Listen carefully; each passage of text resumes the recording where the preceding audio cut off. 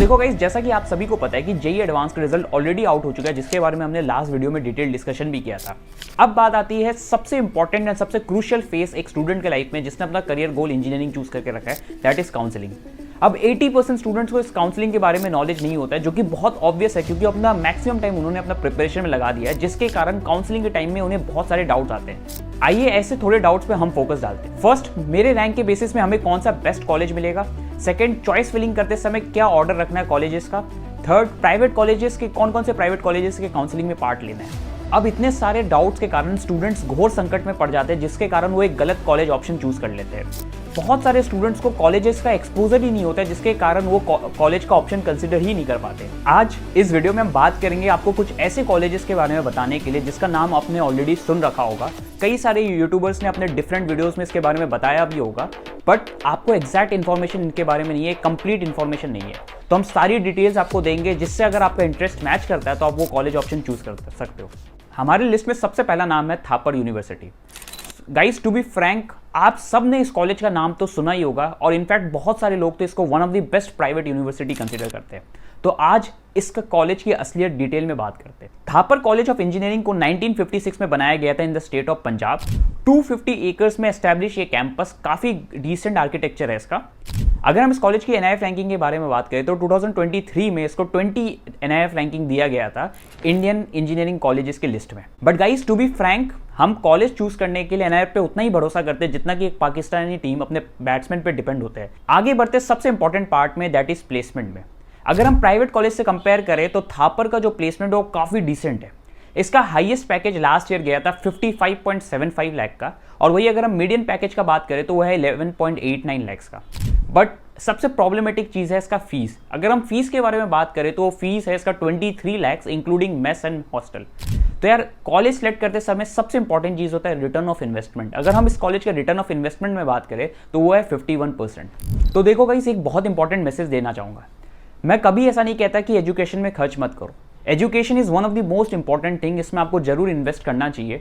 But invest करने से पहले आपको ये चीज़ याद रखना चाहिए कि अपना जो पेरेंट्स का हार्ड अर्न मनी है उसको यूज में ही लाना है आपको।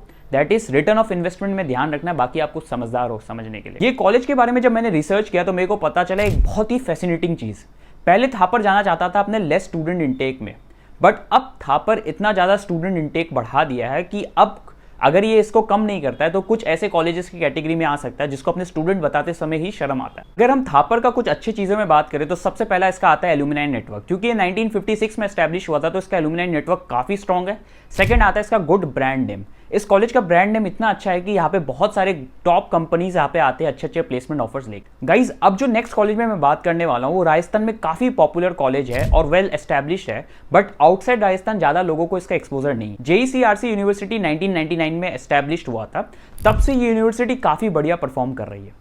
32 एकर्स में एस्टैब्लिश्ड ये campus with top notch labs and architecture.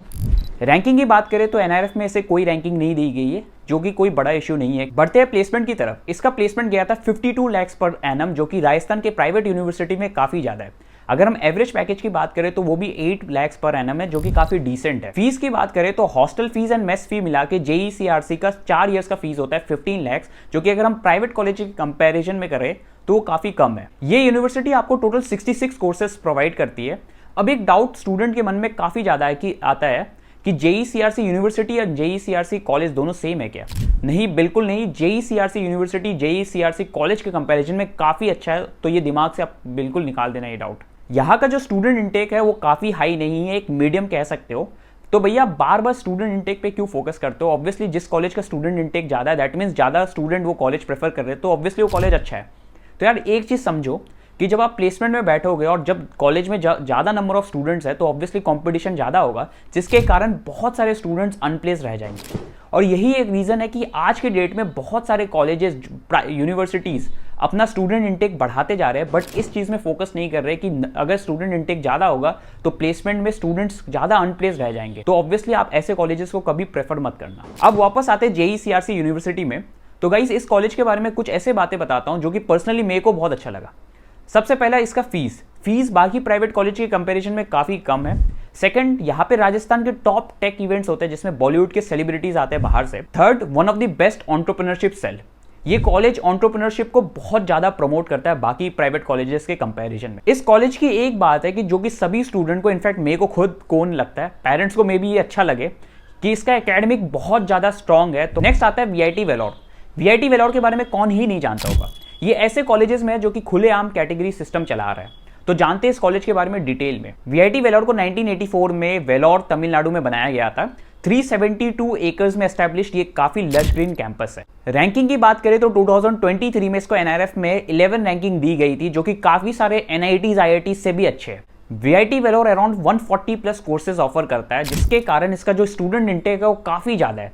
Around 7000 plus student आपको मिल जाएंगे सीएससी एंड अदर स्पेशलाइजेशन में। क्योंकि ये बहुत सारे स्पेशलाइजेशन ऑफर करता है, तो उसके कारण यहाँ पे स्टूडेंट अपने इंटरेस्ट के अकॉर्डिंग डिफरेंट फील्ड चूज कर सकता है, जो कि काफी बढ़िया ऑप्शन है। कोर्सेज के हटके अगर हम एक चीज में बात करें वो वीआईटी वेलोर के प्लेसमेंट में, तो हम ये कभी डिनाई नहीं कर सकते कि इसका जो प्लेसमेंट है वो काफी सही है।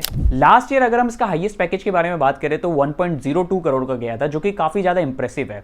इस कॉलेज का ब्रांड नेम इतना अच्छा है कि यहाँ पे टॉप कंपनीज आते हैं with a very good package, और अगर स्टूडेंट यहाँ पे रियली मेहनत करता है तो एक डिसेंट पैकेज ले सकता है। मीडियन पैकेज की बात करें तो 9 लाख जाता है। बाकी यार सबसे बेस्ट चीज है कि इतने सारे स्टूडेंट्स होने के बाद भी ये अपना प्लेसमेंट स्टैट्स मेंटेन कर पा रहा है। But here's a catch. अब बढ़ते फीस की तरफ। फीस में एक बहुत ही डिफरेंट कैटेगरी सिस्टम फॉलो होता है, जिसको मैं आपको एक एग्जांपल के थ्रू समझाता हूँ। एक स्टूडेंट ए जो कि वीआईटी का एग्जाम देके जिसमें काफी अच्छे नंबर आता है उसमें एडमिशन लेता है, और एक स्टूडेंट है बी जिसका वीआईटी का एग्जाम देके एडमिशन लेता है बट अच्छे मार्क्स नहीं आते।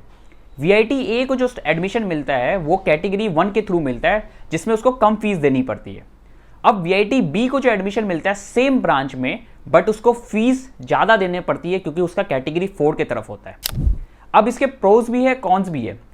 प्रोज ये है कि स्टूडेंट बी को कम मार्क्स आने पे भी एक अच्छा ब्रांच मिल रहा है, बट कॉन्स ये है कि उसको बहुत ज्यादा फीस देना पड़ रहा है। कई बार ऐसे स्टूडेंट क्या करते हैं कि एक लोअर ब्रांच ले लेते हैं फीस कम देने के चक्कर में। अगर कैटेगरी 1 के थ्रू किसी स्टूडेंट का एडमिशन होता है वीआईटी में, तो उसका हॉस्टल फी एंड मेस फी मिला के 16 लाख का जाता है, जिसका रिटर्न ऑफ इन्वेस्टमेंट 56% के अराउंड जाता है। बट वही स्टूडेंट का अगर एडमिशन कैटेगरी 4 की तरफ होता है तो उसका टोटल फीस जाता है 30 लाख का, जिसका अगर हम रिटर्न ऑफ इन्वेस्टमेंट का बात करें तो वो 30% जाता है, जो कि वर्थ इट नहीं है डेफिनेटली। तो कंक्लूजन ये है कि अगर आपका वीआईटी में एडमिशन हो रहा है कैटेगरी 1 के थ्रू या 2 के थ्रू, तो डेफिनेटली आप एडमिशन ले सकते हो। बट वही 3, 4 या 5 के थ्रू हो रहा है तो ये वर्थ इट ऑप्शन नहीं है, आप बाकी कॉलेजेस को देख सकते हो। अगर वीआईटी के प्रोस के बारे में बात करें तो good brand image, second good placement, decent placement अगर हम कह सकते हैं, और थर्ड आता है डाइवर्सिफाइड कोर्सेज। और अगर हम कोर्स के बारे में बात करें तो कॉलेज काफ़ी ज़्यादा स्ट्रिक्ट है। कैटेगरी 3, 4, 5 के केस में रिटर्न ऑफ इन्वेस्टमेंट काफ़ी कम है और वेरी हाई स्टूडेंट इंटेक है। तो गाइस मैंने अपने एंड से ट्राई किया है कि बिल्कुल अनबायस्ड होकर सारे बेस्ट प्राइवेट यूनिवर्सिटीज़ जो कि आप कंसिडरेशन में ले सकते हो उसके डिटेल इन्फॉर्मेशन देना, सो दैट आप जब भी अगर एडमिशन लेने जाओ तो सारे फैक्टर्स अपने दिमाग में ले सकते हो, चाहे वो फीस हो, रिटर्न ऑफ इन्वेस्टमेंट के फॉर्म पे हो, या फिर प्लेसमेंट के फॉर्म पे हो, कैंपस लाइफ के फॉर्म पे, या कैसे भी हो। बाकी आपको नेक्स्ट वीडियो किस टॉपिक में चाहिए जरूर कमेंट सेक्शन में बताना, और अगर वीडियो अच्छा लगा तो प्लीज़ अपने साइड से लाइक, सब्सक्राइब एंड फॉलो कर लेना।